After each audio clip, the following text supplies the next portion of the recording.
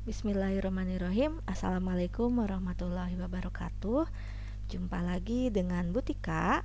Pada kesempatan kali ini kita akan belajar mengenai perbedaan pernapasan dada dan pernapasan perut, yang merupakan subkonsep dari bab sistem pernapasan atau respirasi pada manusia. Seperti apa dan bagaimana? Yuk kita saksikan bersama-sama.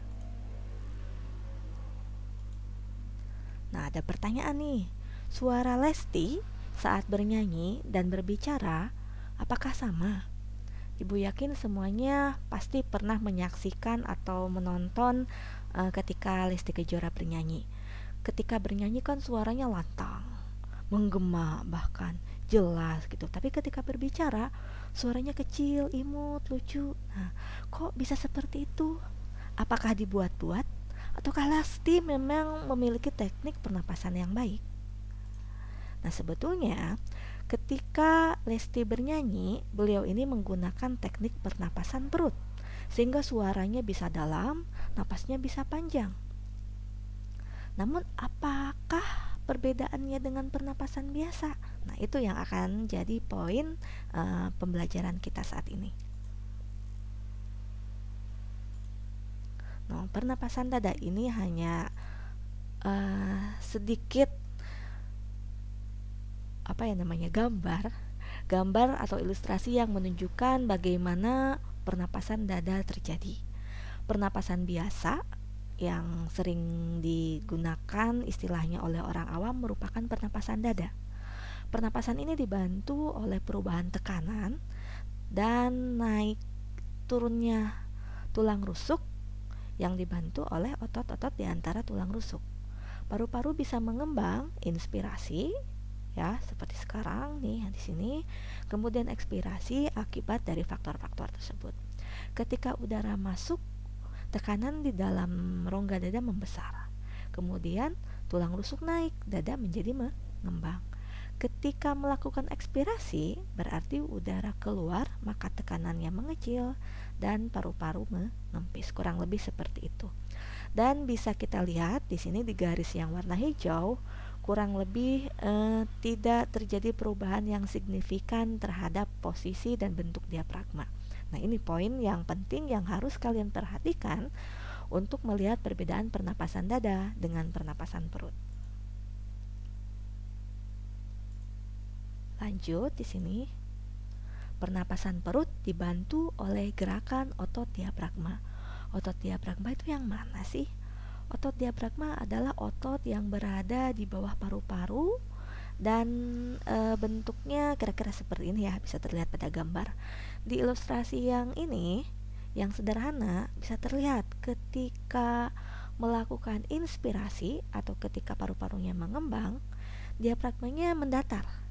Ketika melakukan ekspirasi, diafragmanya melengkung. Nah, itu yang membedakan antara pernapasan perut dengan pernapasan dada. Nah, di sebelahnya ada ilustrasi 3 dimensi yang mungkin lebih jelas ya.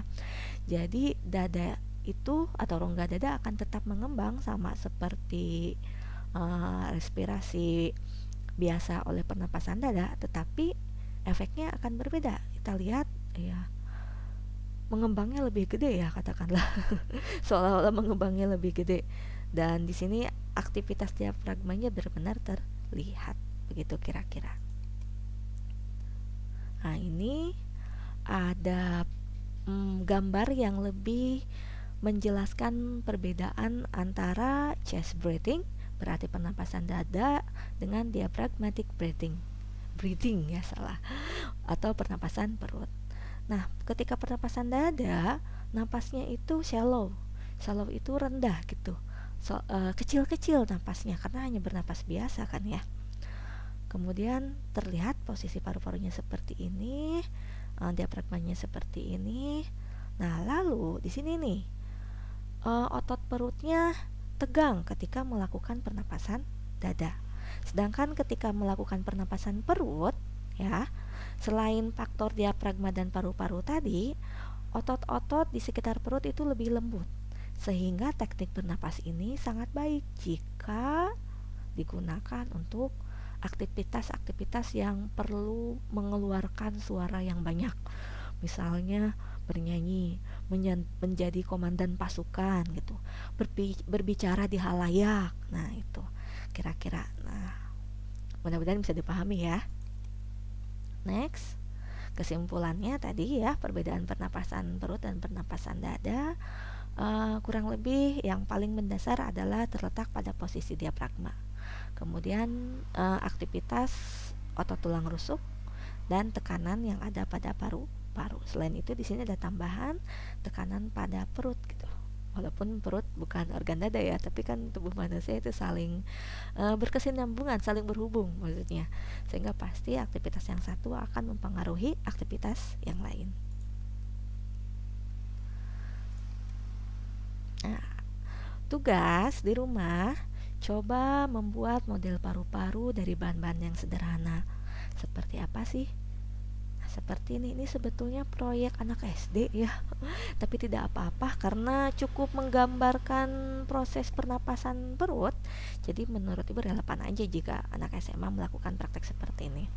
Alat dan bahan yang dibutuhkan, misal kalian bisa menggunakan selang plastik atau lebih mudahnya sedotan aja.